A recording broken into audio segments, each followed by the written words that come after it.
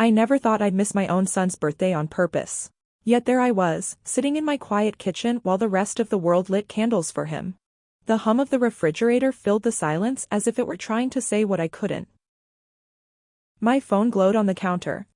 A tiny orchestra of pings and buzzes, calls from my sister, a message from one of his friends, even a photo, Daniel, smiling, surrounded by balloons. And right there at the end of that long dinner table, was the empty chair that should have been mine. The cake I'd baked hours earlier sat untouched beside me. I'd gone through all the motions, mixed the batter, stirred in the vanilla, smoothed the frosting with my best spatula muscle memory from years of birthdays I'd planned down to the confetti. But this time I couldn't bring myself to deliver it. The air in the kitchen smelled sweet, heavy with sugar and silence. I pulled my cardigan tight around me and stared at that cake until the frosting seemed to sweat along with my guilt. Outside, the street was soft with evening. Laughter floated faintly from a house down the block, cruel in its normalcy. I took a slow sip of cold coffee and tried not to imagine him blowing out his candles, maybe glancing toward the door, maybe not. What kind of mother chooses absence over presence? What kind of love sits in the dark and calls it strength? I told myself I was teaching him something, that distance could speak louder than words. But before you judge me, you need to understand how we got here. He used to call me his best friend. Somewhere along the way, that stopped. My name's Marie Holland. 54 years old, born and raised in a small town that smells of honeysuckle in the summer and wood smoke in the fall. Folks around here still wave from their porches whether they know you or not. I used to like that about this place. It made loneliness feel a little less permanent. I spent 30 years sitting behind the front desk at Willow Creek Elementary, answering phones and tying lost shoelaces for children who weren't mine. That job paid the bills after Daniel's father left when our boy was 8. Said he needed his space, as if marriage were a room with too little air. Well, I stayed, and I learned to breathe in the quiet. Back then, Daniel and I were a team. I'd pack his lunches with handwritten notes, nothing fancy, just a few words like proud of you, champ, or don't forget your jacket. The other mothers brought store-bought cupcakes to school parties. I brought the kind you could taste the sleep I lost over. Friday nights meant football games. I'd sit in the stands, rain soaking through my coat, pretending the wet didn't bother me. When he scored, he'd flash those dimples straight at me. That was worth every shiver. When money was thin, I'd skip the new pair of shoes I needed so he could have the better cleats. One Christmas, I pawned my mother's locket, my last piece of sentimental jewelry, to make sure he had the guitar he dreamed of. I told him Santa brought it, but he was old enough to know better. His hug lingered longer that morning. Sometimes I wish I could still feel that same little boyish gratitude in his arms. I used to hum while cooking, some tune half from the radio, half from memory. Daniel would sit at the table doing homework, occasionally asking, "Mom, how do you spell responsibility?" Or, Mom, what's another word for good?" I'd tell him decent, kind, steady. He'd grin and write his own examples. My mom is decent, kind, steady. You keep things like that folded inside your heart, like paper cranes you never unfold again for fear they'll tear. Being a single mother isn't heroic. It's clocking into work even when your back aches, paying bills with fingers crossed, and still making time to listen when your child talks about nothing important. I never thought of it as sacrifice, it was just life, the way love measures itself in small, unseen exchanges. I kept our world orderly, laundry folded, dinner simmering, lights warm. There's a quiet pride in that rhythm, a steadiness that keeps the roof from feeling too heavy.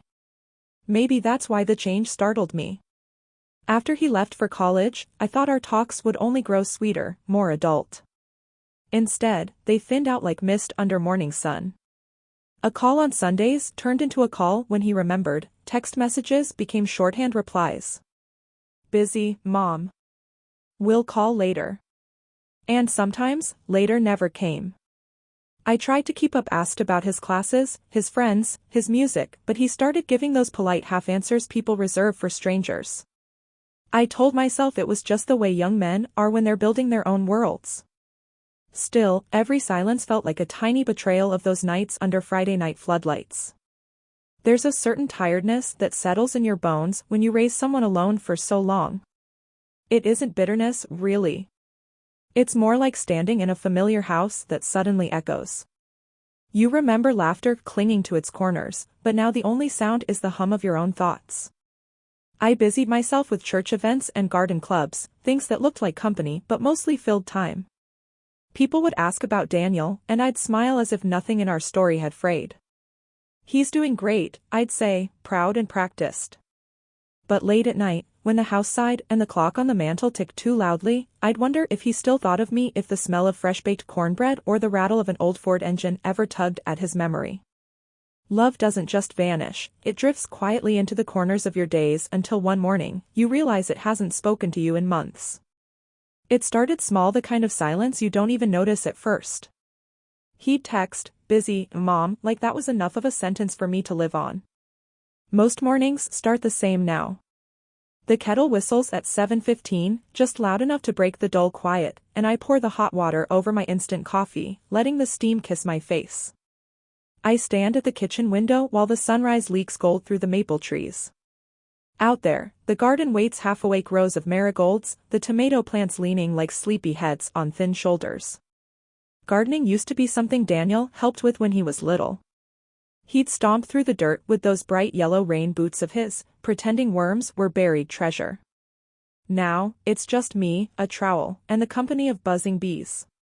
I've learned that silence has its own sound. It rustles through curtains when there's no conversation to drown it out. It hums through the refrigerator's motor, stretches across the living room, and curls itself on the couch cushions where his laughter used to linger. Some days, I talk back to it softly, quietly, just to let the house know it's still a home. My phone sits on the counter like a stubborn pet that only obeys when it wants to. Notifications blink, but they're the wrong kind: discount codes, newsletters, someone reminding me I haven't paid my credit card bill. I tell myself I don't care, but I still glance whenever it buzzes. Part of me plays a cruel little game: how fast can I check before disappointment shows on my face? Once or twice a week, I call Mrs. Fleming from church. She's in her 70s, sharp tongue and a heart soft as pudding. We talk about her roses, about sermons that run too long, about weather patterns only retired women bother to chart. Every conversation ends with the same gentle question: "Have you heard from Danny lately?" And every time I lie just a little. "Oh, he's busy with work, doing great." I've said it so often it ought to be printed on a mug. The folks at the grocery store know me by name. Clara, the young cashier with curls like a halo, always slips an extra coupon into my bag. "You remind me of my mama," she says. I smile because it feels nice to be remembered for something. The air near the produce section smells of cantaloupe and lemon cleaner. I count coupons not because I have to anymore, but because counting keeps my hands busy. On Sundays, the church choir lifts their voices high, and for 1 hour a week, that music fills the hollows inside me. After service, the other parishioners gather in little clusters, passing out hugs and sharing casseroles. I laugh in the right places, nod when they talk about family trips and grandchildren. No one suspects that my own seat at my son's table has grown cold even at Thanksgiving. The holidays have become the hardest to hide. Last Christmas, I roasted a chicken instead of the usual turkey. It felt foolish to make something so big for one person. The sound of the oven timer almost startled me. It cut through the stillness like an old friend reminding me I'd once had company. I set the table anyway: 1 plate, 1 knife, 1 fork, and a napkin folded just so. I told myself tradition matters even when nobody's watching. I waited on his call, holding the phone so long the heat from my hand made the case warm. When it finally rang, it was a group text: "Merry Christmas, Mom. Miss you. Promise I'll visit soon." I sent back a heart emoji, trying not to stain it with tears. This has been the pattern of my days: simple tasks, small kindnesses, and a quiet ache that hums underneath it all. I try not to blame him. Life moves fast when you're young and free, when the world still feels expandable. He's 26 now, working downtown, always somewhere between meetings, deadlines, and whatever young people fill their nights with. I see bits of him online, photos with friends at rooftop bars, his smile half crooked like his father's, his eyes still mine. He looks healthy, happy, fulfilled. That should be enough for any mother. And yet, it's not the happiness I miss, it's the ordinary sharing of days. Sometimes, as the light fades, I sit on the back porch with a blanket draped over my knees. The crickets strike their tiny instruments, and the hum of distant cars reminds me that life is happening somewhere beyond this yard. I try to picture his face in those city lights, maybe glancing at his phone, maybe thinking, I should call Mom. I'm not angry with him, at least, that's what I tell myself when the moon rises and my heart feels too heavy. I just wish he remembered that silence, even when it's kind, can still bruise. I told myself it was just the season he was in. But seasons don't ignore your calls for a whole year. It wasn't what he forgot that hurt me, it was what he remembered, and with whom. That spring crept in slow, bringing lilacs on the wind and pollen thick as dust on every windowsill. For me, spring has always smelled like new beginnings, fresh soil, another chance to start again. But that year, Mother's Day rolled around with a kind of silence that stung sharper than winter. Usually, Daniel would call early, sometimes the night before, pretending he couldn't wait to spoil the surprise. One year he sent a card with a crooked drawing of us he'd made from an old photo, stick figures holding hands, a heart hovering overhead. I'd kept it in a shoebox with the rest of his growing-up treasures. But that May morning, the phone stayed still, a dark screen reflecting my face like a half-forgotten memory. I brewed coffee and waited. Sometimes the phone rings the very moment you give up hope, that's God's sense of humor, I always thought. But no call came, not at noon or sundown. My neighbor, Mrs. Anders, saw me clipping roses by the fence and called out, "You hear from your boy today?" I smiled because she meant well. "He's probably busy, you know how work gets." But she just wrinkled her nose. "Oh, honey, I saw him at the diner yesterday. Looked good too. He said he was in town for the weekend." The pruning shears nearly slipped out of my hands. I managed to keep my voice even. He didn't mention that." She frowned. "Oh, maybe he had to rush back. You know how young people are." I nodded, though her words settled heavy in my stomach. That evening, while the sun poured honey across the kitchen walls, I sat at the table staring at my phone. If he was in town, if he'd been just a few miles away, why hadn't he stopped by? The answer didn't come, so I searched for one.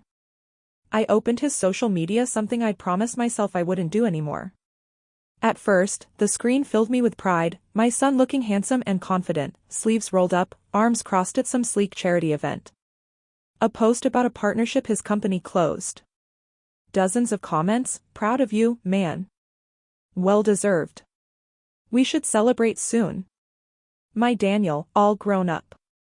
But the farther I scrolled, the more that pride pricked. There he was, laughing at an outdoor cafe with a group of friends, the sun painting gold in his hair. In several photos, a woman appeared beside him, bright eyes, wine-colored dress, her hand on his shoulder. One caption read, "Dinner with my favorite person." I stared at that line long enough for the phone to dim. My coffee had cooled to a mirror. I blew across the surface, watched it ripple like memory does when disturbed. Favorite person. I couldn't recall the last time I'd been called that by anyone, much less my own child. I wasn't jealous, not exactly. A mother doesn't envy joy. But there was a strange hollow ache knowing he'd carved out new habits, new memories, without ever thinking to fold me in. The next morning, I found myself replaying one of his old voicemail messages. It was from years ago, his college days. "Hey, Mom, just checking in. Don't worry, I'm eating real food now. Love you." I smiled, hearing that laugh at the end, the one that always came after he called me Mom. I didn't realize I was crying until I noticed my coffee mug trembling in my grip. I set it down gently, because breaking things didn't fix the emptiness anyhow. Then, slowly, I wiped my tears with the corner of a dish towel, the way you might blot something you're afraid will spread. Days turned into weeks, and still nothing. Every notification that wasn't him sharpened my impatience until one afternoon I caught myself talking to the empty living room. "He's busy," I said out loud. The clock ticked back, unimpressed. "He's busy," I said again, louder this time. The curtain shifted slightly, as if the house didn't believe me either. At church, when the ladies asked for new prayer requests, I said none. It felt ungrateful to ask God for something as small as a phone call when others prayed for healing, for jobs, for bread. Instead, I folded my longing into other people's needs. I prayed their children would visit, their families would forgive, their tables would never feel empty. Maybe if I wished it hard enough for them, some small grace would spill over onto me. Then summer arrived. The house was hot, and the air sticky enough to glue disappointment to your skin. I took to watering the garden early, chasing shade between rows before the sun got too high. The marigolds bloomed proud, needing little of me. "You're easier than he is," I muttered to them one morning, laughing to keep from crying. That's when the mail carrier walked by. "Talking to your plants again, Miss Marie," he chuckled. "They're better listeners," I joked, waving him off before he saw the shake in my hand. I decided to try reaching out myself.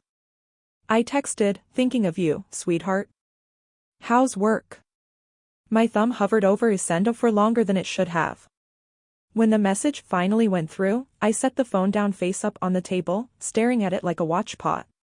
Minutes passed. Then an hour. Finally, a reply, "Good, Mom. Busy though. Will call later." He didn't. That night, I opened my laptop again, though I already knew I shouldn't. More photos. Another dinner out. The same smiling faces, mirrored glasses, those city lights blurring behind him. His shirt was the one I'd gifted him last year, blue with tiny white dots. Seeing it made my chest tighten. It was proof he hadn't forgotten me entirely, but somehow remembered to wear my love without acknowledging it. I clicked through more posts, and one stopped me cold, a birthday gathering for the girlfriend. He'd written, "Happy birthday to the person who keeps me grounded. You make life sweeter." The post had over 100 likes. I stared until the words blurred into shape and sound rather than meaning. Life sweeter. When was the last time he'd described me that way? For a moment, all the air in the house seemed to thin. I pushed the chair back, walked to the sink, and turned on the faucet just to hear something living move. Water gushed, splashing against the metal basin, its steady rush a temporary companion. My reflection in the window above the sink looked different under the kitchen light, older, maybe lonelier, but steadier too. A face that had loved too much to vanish, even when forgotten. That night, I pulled out the old photo albums. Daniel with missing teeth, Daniel on his first bike, Daniel at prom. I touched the plastic film over his face as if it could transfer warmth. "Baby," I whispered, "I hope the world's taking good care of you." Sleep didn't come. Instead, I sat at the table until dawn, the sky peeling open over my backyard like a bruise healing to light. A mother notices everything, even when she pretends she doesn't. Maybe he thought distance protected me, or maybe he just forgot the way I still watched for him in every cup of cooling coffee, every roadside diner billboard he might pass on his way here. Still, I told myself to wait. Maybe he'd surprise me. It's strange how betrayal sounds more like silence than shouting. The day it happened, the rain had been teasing the streets since morning, thin, steady drops that painted ripples on every puddle and made the air smell like wet earth and rust. I'd spent the afternoon letting a pot of rice steam while the radio hummed low.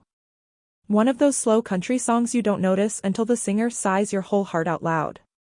The house felt especially lonely that day, though I couldn't tell why. Maybe it was the gray sky, or maybe it was just memory pacing the floors again. I was slicing onions when the phone rang, its shrill tone cutting through the drizzle outside. It was my sister, Ellen, the kind of woman who talked like punctuation was optional. "Marie. Lord, I've been trying to reach you since yesterday." I smiled, tucking the phone between my shoulder and ear. "I'm right here, hon. How's your garden doing after all that wind?" She let out a breathy laugh. "Forget the garden. I just wanted to make sure you're coming to dinner Saturday." I paused mid-slice. "Dinner?" "Yeah, Daniel's birthday dinner. The big surprise thing." For a moment, I thought I'd heard her wrong. The knife slipped, nicking the edge of the cutting board. "Say that again?" Ellen chuckled. "You probably already know about it, but just in case his girlfriend and his friends are putting something together for him downtown. I got a message in that group text, you know, the kind where everyone talks at once. I assumed you were part of it too. The kitchen clock ticked in the silence that followed. I forced a light laugh.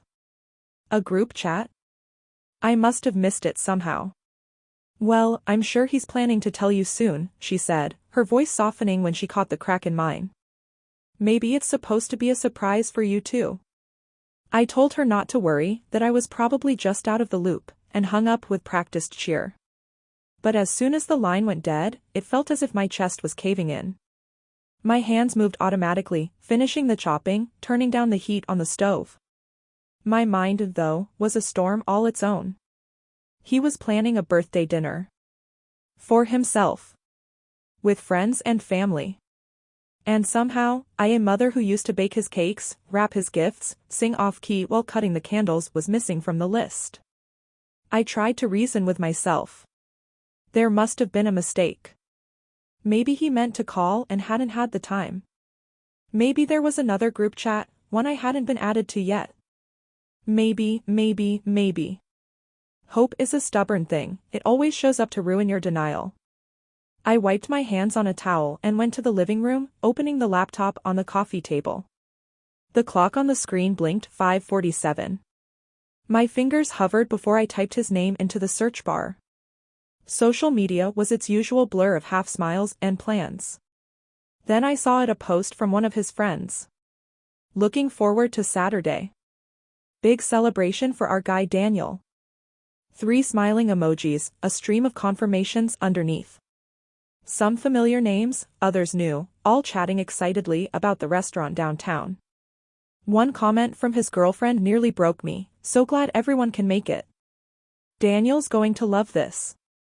Everyone. My stomach tightened. I opened my messages, scrolling for something I'd missed. Nothing but the same quiet thread, my last text still unread. I tried to reach Ellen again, but stopped midway. What would I even ask? Could you check if my son forgot me? No. I clicked off the laptop. The rice on the stove hissed softly, but I barely heard it. I stood at the window watching the rain pick up speed. The streetlights flickered on, casting their reflections in thin puddles that shivered under the drops. It felt as though the whole town was whispering about something I didn't know yet. The smell hit me first, the sharp, bitter sting of burnt rice. I rushed back to the kitchen, yanking the lid off the pot. Smoke rolled out, curling toward the ceiling. The bottom layer had turned black, clinging to the pan like charred regret. I switched off the stove, grabbed a dishcloth, and waved it around, coughing as my eyes watered. That's when the first tear slipped down, not from smoke this time, but from the truth settling in.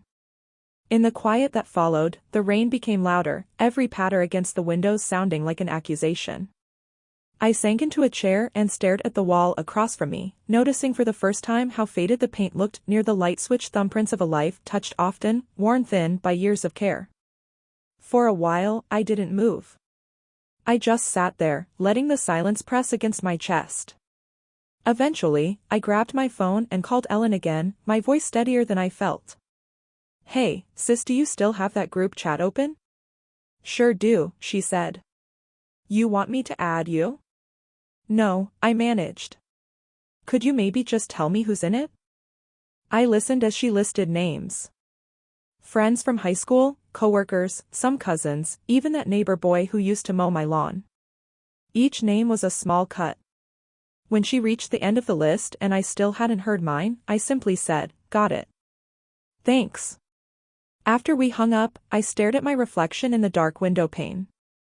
The glass made me look ghostly, pale face floating in shadow, eyes rimmed with tired hope. I looked like someone waiting for an apology that might never arrive. Hours passed. I didn't bother eating. The house smelled of burnt food and rain, and something else beneath it, something like loss, but heavier. My fingers moved toward the phone again on their own. I opened Daniel's contact, thumb hovering over the call button. Then, as if the device could sense my weakness, a notification flashed, a new photo tagged of him and his friends, taken earlier that day. The caption read, planning phase. Don't tell Daniel. Everyone smiling. His girlfriend in the center, holding up what looked like custom invitations. Invitations. printed, glossy, and real. I searched the image like evidence, ridiculous enough to hope maybe one was tucked aside for me, maybe I'd see my name reflected in the corner. But no.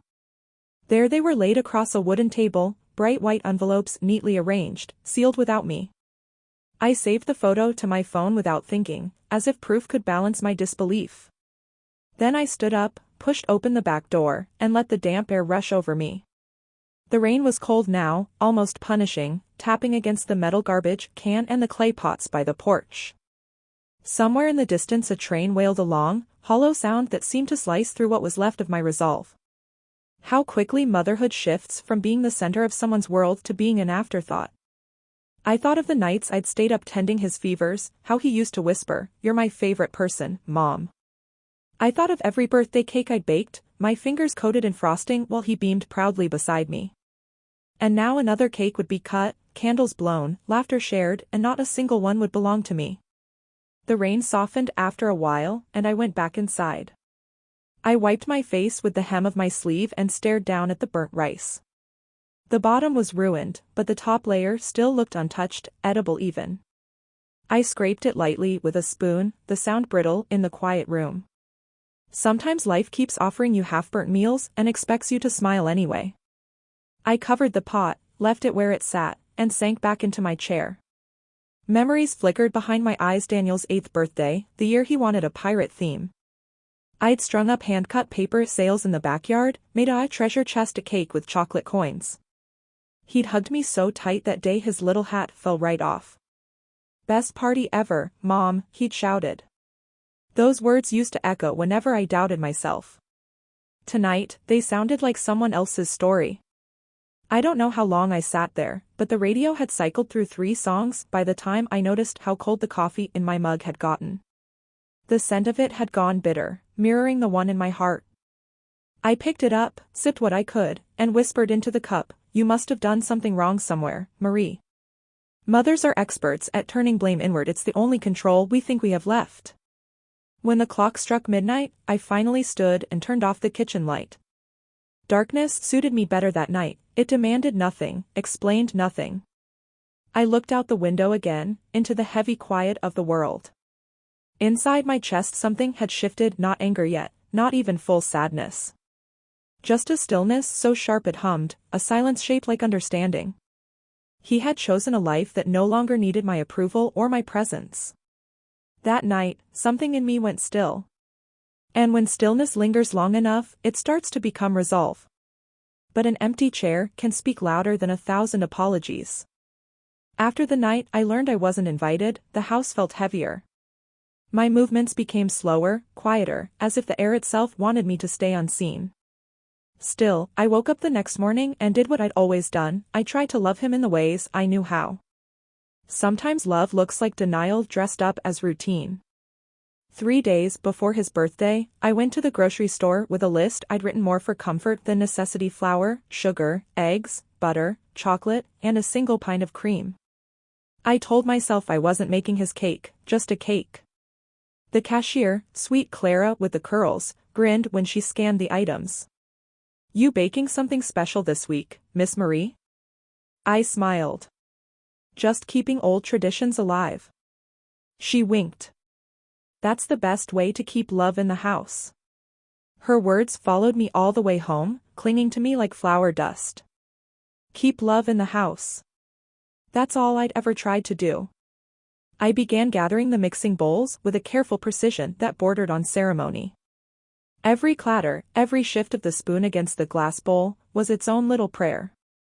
The recipe was muscle memory, Daniel's favorite, chocolate layers with mocha buttercream, the kind that left a faint bitterness under the sweetness, like real life does. I mixed until my arm ached, pausing occasionally to steady myself against the counter. I told myself I wasn't making it for him. Just for the principle of it, like lighting a candle even if no one sees it burn.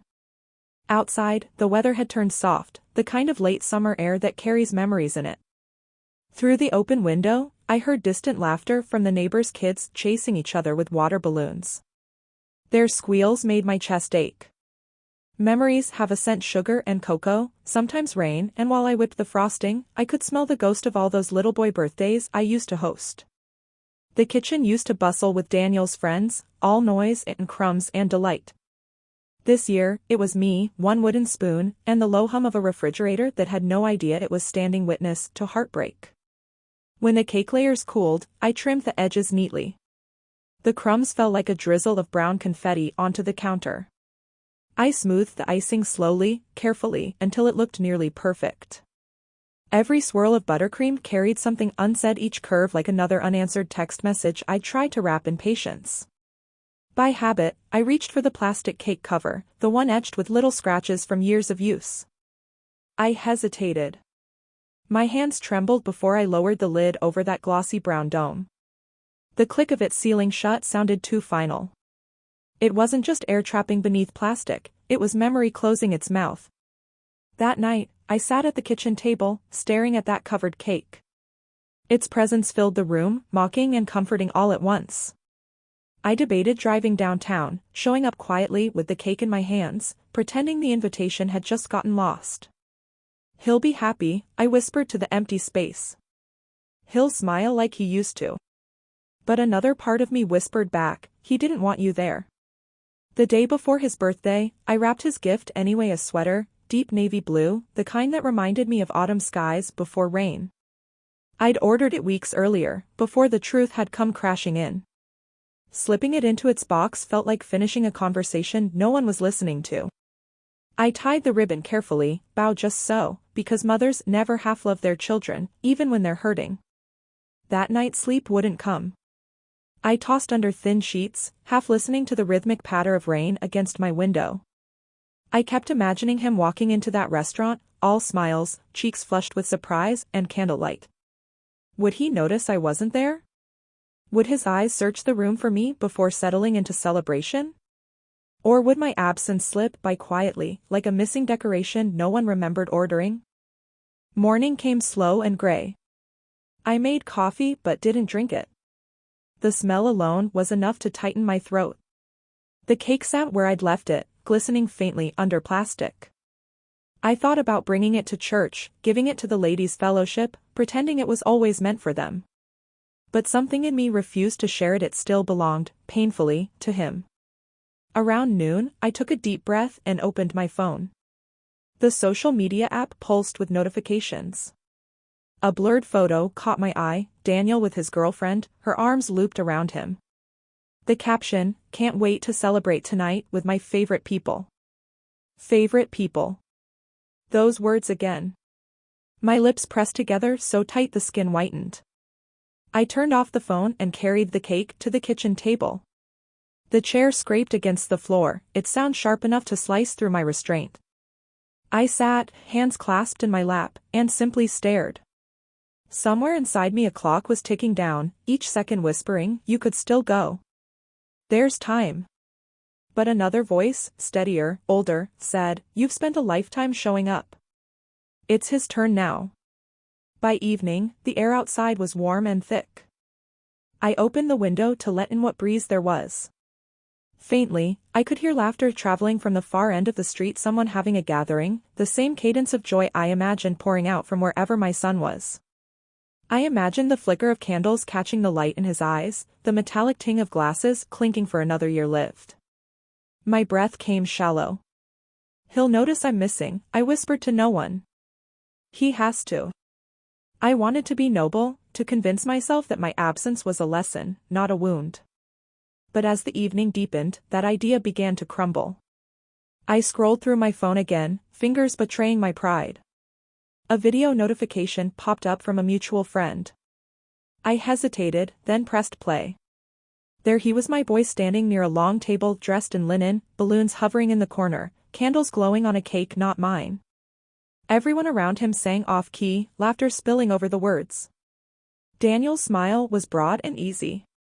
He leaned down, listened to something his girlfriend whispered, and laughed again, the same boyish laugh that used to echo through my kitchen.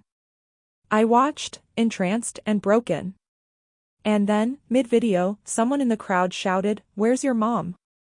He looked up, mouth parting slightly, that same polite expression he used to make when caught off guard. He hesitated, but only a moment. Then he smiled again and said something I couldn't hear over the noise. Whatever he said made them laugh. The camera shook, applause burst, and the song ended. I turned off the phone. The world inside those screens dimmed, but silence outside had sharpened its edges. My own reflection stared back at me from the black screen, eyes swollen, lips trembling. I sat there as the room darkened, as the sounds of the neighborhood folded into quiet. At some point I reached for a knife and cut a single slice from the cake. The frosting resisted at first, thick from the humidity. I lifted it carefully to a small plate, set it before me. I couldn't eat it. I just watched the slice, the crumb soft, the scent still rich. Happiness preserved, uneaten. The night aged around me, and guilt came creeping in as it always does. Maybe I should have gone, even uninvited. A mother's place is sometimes to love louder than her pride. But then another thought came, gentler, steadier. A mother's worth doesn't vanish when she demands to be seen. I leaned back, closing my eyes. The hum of the refrigerator, the distant bark of a neighbor's dog, rain-soft wind slipping through the window, all of it mixed into one low lullaby. I imagined my son surrounded by light, unaware of the ache tethered to him miles away. I whispered a blessing anyway. Be happy, my boy. Even if I'm not there to see it. When midnight crept in, the candles on his cake somewhere downtown would be gone, the tables cleared, laughter fizzing into memory. My kitchen smelled of sugar and defeat. I stood, gathered the remaining cake, and placed it carefully in the fridge. Keep love in the house, Clara had said. Maybe that's all I could do, keep it here, waiting, even if it had nowhere to travel. By the time I went to bed, the pillow was cool against my cheek. My heart still beat to a rhythm I recognized, tenderness mixed with ache. Somewhere beyond the dark window, my son's celebration was ending, but in my own quiet way, I'd claimed a closure too. An empty chair had spoken for me, and maybe, just maybe, he'd heard it. The next morning, the messages started coming in. I didn't plan to teach him a lesson. I only wanted him to finally look and see me. The morning after his birthday, sunlight spilled soft through the curtain lace, falling on the cake I hadn't thrown away. The frosting had hardened overnight, little peaks catching the light like frost over soil. The air smelled faintly of chocolate and regret. I was rinsing out my coffee cup when the phone rang. Daniel's name blinked across the screen. For one heartbeat, I hesitated. My first instinct, same as always, was to answer with joy. Then the second instinct settled, the one that remembered being forgotten. I set the cup down, wiped my hands on a dish towel, and picked up the call. Hey, Mom. His voice was tight, clipped at the edges but unsure beneath it. Morning, sweetheart, I said, careful, quiet. There was a pause. I could hear him breathing. So, I guess you decided not to come last night. The corners of my mouth lifted faintly, though it wasn't a smile. I suppose I did. He exhaled, frustrated. Everyone kept asking where you were. It was embarrassing, you know? You could have at least told me you weren't coming. The words came out hotter than he meant, I could tell. He always got defensive before letting in the hurt. I kept my voice even. I wasn't invited, Daniel. He laughed short, incredulous. What are you talking about? Of course you were invited. I wasn't on the list, baby. Your aunt told me. I saw the pictures. The group chat. The plans. My name never came up. Silence, thick enough to taste. I could almost hear gears turning in his head, shame and confusion trying to rearrange themselves into denial. Mom, that's not I mean, maybe that was just, he stopped, sighed. Jess handled all that. She probably assumed I told you. Did you? I asked softly. He didn't answer. I bought the ingredients anyway, I continued. Flour, sugar, the works. Made your favorite cake. The mocha one. His voice lowered. You didn't have to. I know, I said. But I wanted to. Old habits, I guess. Another pause. Then, angry again, a mask for guilt. You really think I wouldn't want you there? You think I'd what? Forget my own mother? Daniel, I said gently, you already have. A quiet tangled itself between us. On his end, I heard faint background noise, maybe dishes clinking, perhaps Jess moving around their apartment. Life happening. On mine, the only sound was the tick of the kitchen clock, the house waiting to exhale. He tried again. I've just been busy, Mom. Work's been crazy, and the move, and... I know, I said. You've been busy for a long time. That's the part one learned to live with. What hurt was realizing that being busy didn't mean you'd lost touch with everyone, just me. He made a sound, something between a sigh and a groan. That's not fair. Neither is silence, I replied. But we live with it until we can't anymore. He said nothing else for a while. Through the phone's faint static, I heard him swallow. Then, quieter, people noticed you weren't there. Jess's friends were asking if something happened between us. I almost laughed at that. Something happened between us. As if love running out of words wasn't a kind of happening. I suppose something did, I said slowly, but not the way they think. He was softer now. Mom, you made me look bad. That sentence fluttered through me like a paper cut. Small, unseen, sting that deepens with air. I didn't mean to embarrass you. I've spent half my life trying to do the opposite. But Daniel, my voice trembled just enough, sometimes staying invisible hurts worse than being misunderstood. Another silence. The air thickened with what neither of us dared to say. For the first time, he didn't rush to end the moment. I changed tone, not angry but aching. Do you remember your 10th birthday? The pirate cake? He laughed softly, despite himself.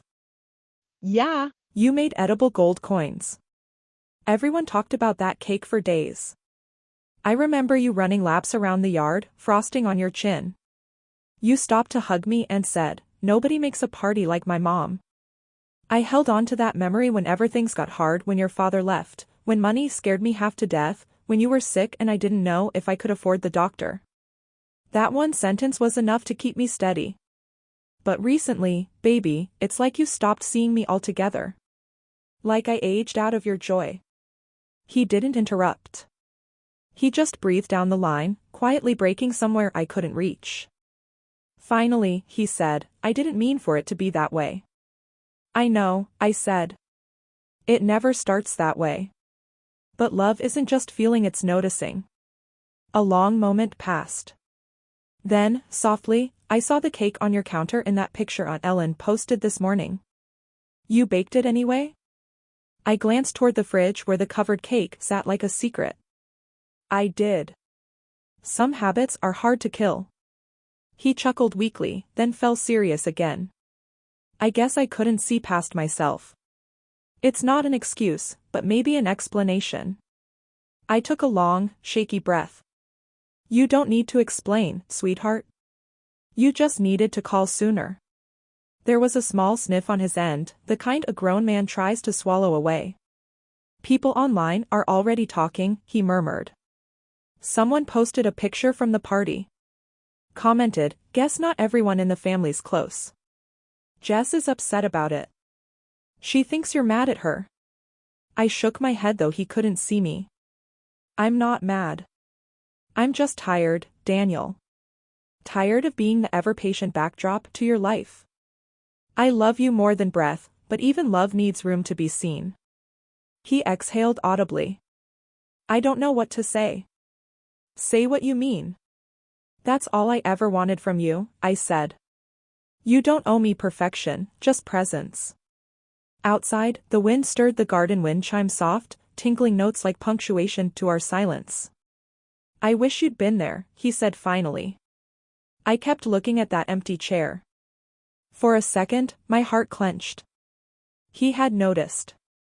I closed my eyes and pictured that seat, its vacancy glowing like a small truth in a room full of laughter. I know you looked, I whispered. That's why I stayed home. Sometimes absence forces the eye to focus. He didn't speak for a long moment. Finally, quietly, can I come by later? I still have your gift. I want to see you. I wiped the corner of my eye. You can always come home, Daniel. That part never changes. When the call ended, I stood in the hush of my kitchen. The house no longer felt accusing, it simply waited. On social media, the chatter had started, the images of the party filling timelines, comments muttering about family and forgiveness, half-jokes about drama nobody truly understood. I skimmed them with a kind of detached peace. Everyone has a version of love they assume is right, mine just happened to be quiet this time. I turned off the phone and went to open the front door. The breeze met me, damp and warm, and for the first time I didn't flinch from it. The world outside hadn't changed, but something in its color had softened. Maybe it was just relief, or the faintest hint of hope. That day, I left the curtains open. Let the light come in. Maybe someone would drive by and notice me there, sitting with my coffee, framed by sunlight instead of silence. I didn't plan to teach him a lesson. I only wanted him to finally look and see me. For the first time in a long while, my phone didn't feel so heavy when it rang. You can't fix lost time, but you can stop losing the time that's left. It was 2 weeks before Daniel finally showed up. No warning, no text message, just the sudden crunch of tires on the gravel drive and the low hum of an engine outside my window.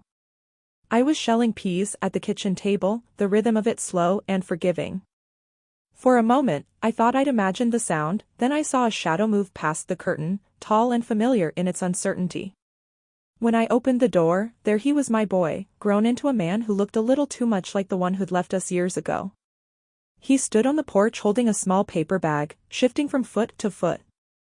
His eyes searched mine like a traveler looking for the old map home. "Hi, Mom." His voice was soft, almost boyish. "Hi, baby," I answered, though I hadn't called him that in years. For a heartbeat, neither of us spoke. Behind him, the wind caught the maple leaves, scattering light between us. Finally, I stepped aside. "You gonna just stand there or come in?" He smiled, small and grateful, and crossed the threshold. The house closed around us like it had been waiting. He set the paper bag on the counter. Inside was a takeout box, 2 cookies, and a folded napkin. "Brought dessert," he said. "Didn't know if you already had something." "I always have something," I told him with a chuckle, lifting the lid off a pot of stew I'd made that morning. "You hungry?" His laugh was quiet and genuine. "Starving, actually." We sat across from one another at the table, bowls steaming between us. For a while, we just ate. Words are hard to trust after a silence that long, sometimes the body has to remember warmth first. When our spoons scraped near the bottom of the bowls, he cleared his throat. "It's weird, being back here. The place hasn't changed." "Everything's changed," I said gently. "You just don't see it yet." He nodded, then leaned back, eyes lowering to his hands. "I owe you an apology." I waited, giving him room. "I didn't realize how far I drifted," he said slowly. "You were always the constant. I guess I thought you didn't need proof I cared. That maybe love could just run on memory." He took a breath. "But I saw that empty chair, Mom. And I knew I'd done something I couldn't excuse with work or time zones." My throat tightened. I reached across the table, putting my hand over his. "We both made mistakes, Daniel. I waited for you to notice instead of simply telling you I missed you. Thought I was being dignified.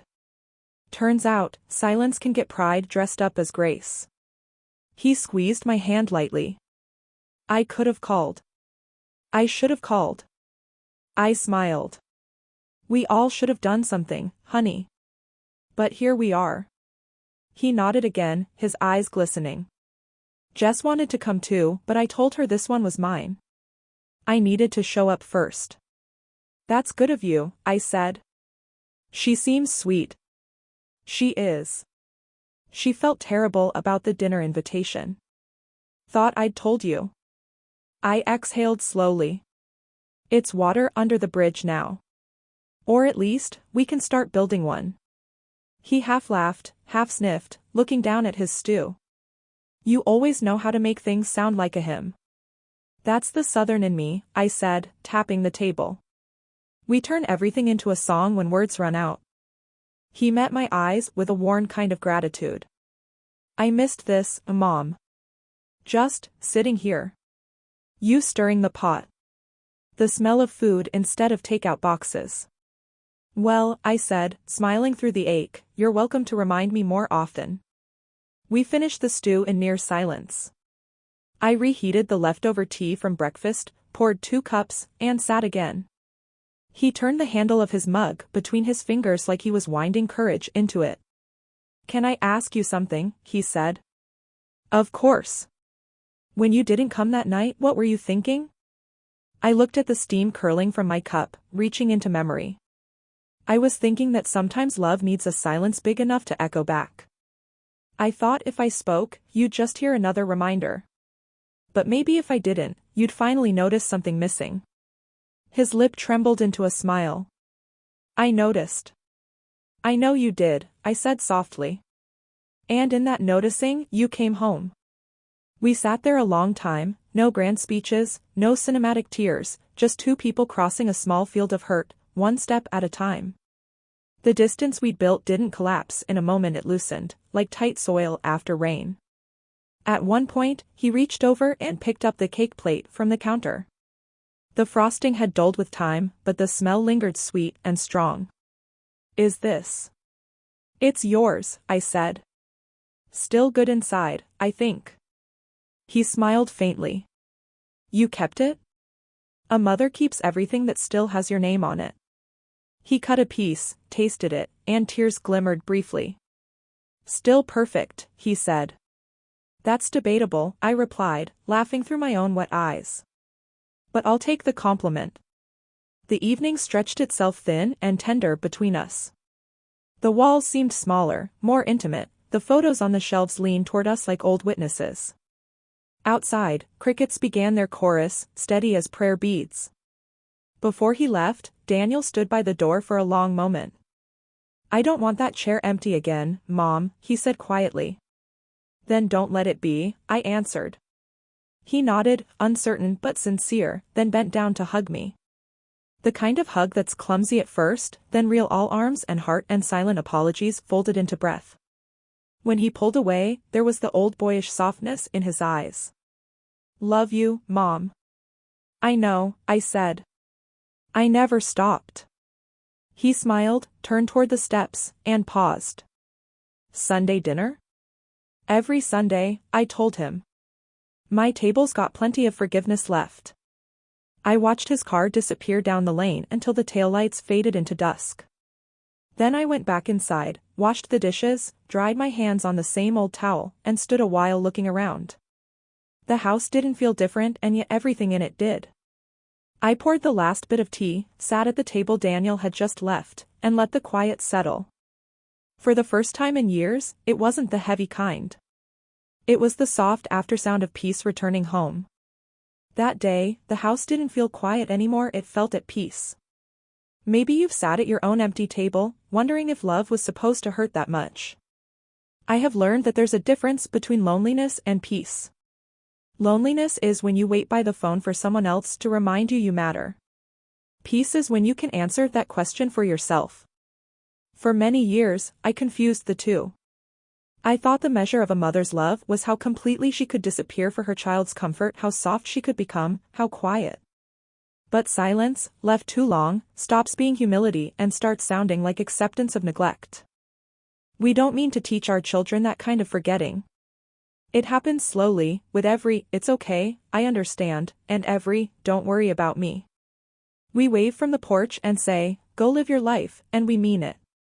Still, part of us hopes they'll look back, just once, to see we're still there, hand lifted, loving them from our shrinking spot in their rearview mirror. When Daniel came home, I realized how small I'd made my world to fit his absence. The garden, the church chatter, the grocery store smiles, all little patches to cover the growing hole of unspoken longing. And when the hurt had nowhere else to go, I baked it into a cake. The miracle was, by the time he finally knocked on that door, I'd stopped needing apology to remind me of my worth. I'd already found it right there in the quiet, stubborn heart that kept loving anyway. Motherhood is strange like that. It takes so much from you, yet still asks for more. But here's what they don't tell you: you are allowed to ask for love in return. You are allowed to want to be seen. Being a good mother doesn't mean dissolving until everyone else shines brighter. Sometimes it means pulling yourself upright, reclaiming your voice, and saying, "I am here, too." I used to think forgiveness meant pretending hurt never happened. Now I see it's more like pruning, cutting back what can't thrive so that what remains has space to grow. Forgiveness, for me, wasn't about excusing Daniel, it was about setting down the weight of waiting. The night I stayed home, that silence wasn't cruelty, it was a mirror. And in it, both of us saw the cracks we'd been ignoring. Maybe your story doesn't look like mine. Maybe you're the daughter who stopped calling, or the mother who never learned how to ask for help, or the friend who wonders why the phone never rings first. Heartache wears many names. But whatever name it takes, it still asks the same thing of you: to hold your own heart gently while it learns again how to beat without breaking. I won't pretend the path to peace is quick. Some days I still wake up expecting the past to text me good morning. Some evenings I glance at that empty chair and have to remind myself it's not judgment, it's space. Room that once held sorrow, now ready for joy. When Daniel visits on Sundays, we fill that chair again. Not because everything's perfect, but because we're finally sitting at the same table, seeing each other as people, not roles.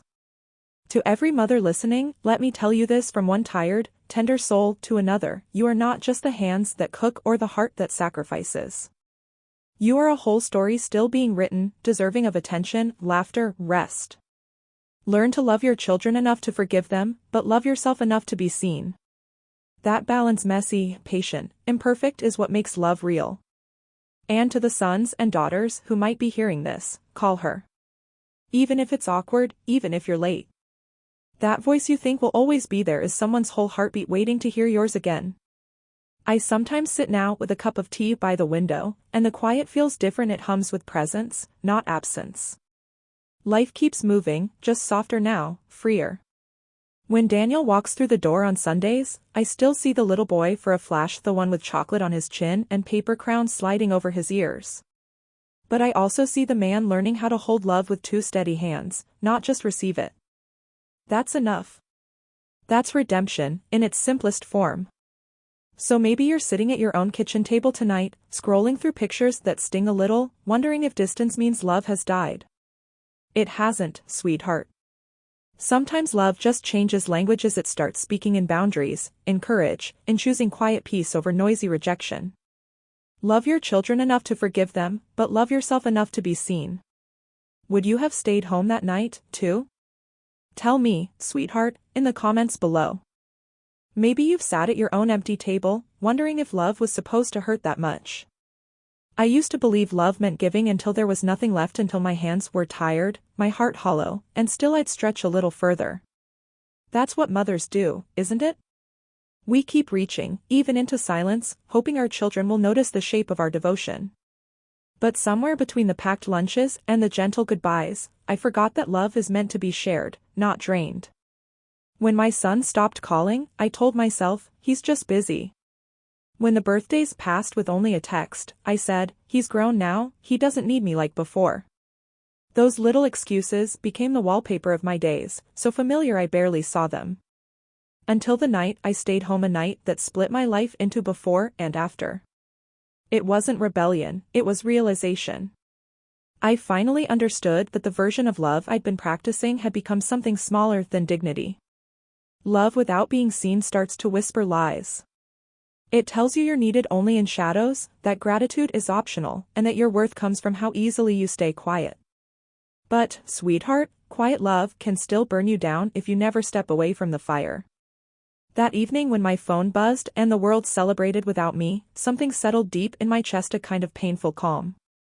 I thought, maybe this is how it feels when you learn to tell the truth to yourself.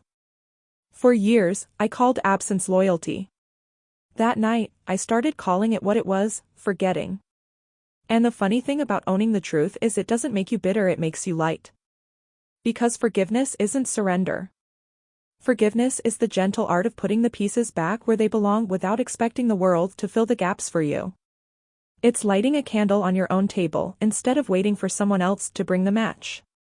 When Daniel came home, awkward but sincere, I realized something beautiful. Distance doesn't always mean failure. Sometimes it's the echo that helps both hearts remember their shape. We talked, we smiled, we forgave, and the space between us became a bridge instead of a wound. I looked across the table and saw my boy growing into the kind of man who might one day love better because of the silence that taught him how. And I, perhaps, learned to love myself for the first time not just as his mother but as a woman who survived the ache of being unseen. So, to every woman listening tonight, I'll tell you this: boundaries are not walls, they're doors that you finally learn how to close gently behind you. And closing them doesn't mean you've stopped loving, it means you've started honoring the person you are when no one is looking. You are not measured by how many dinners you wait through, nor by how quickly you forgive. You're measured by how honestly you can look at your reflection and still say, I deserve peace.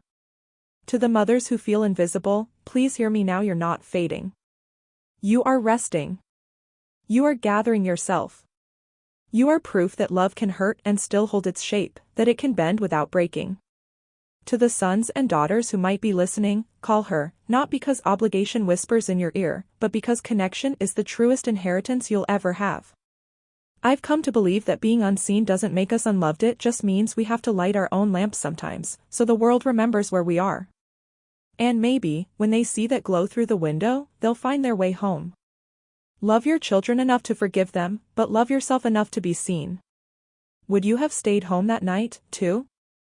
Tell me, sweetheart, in the comments below.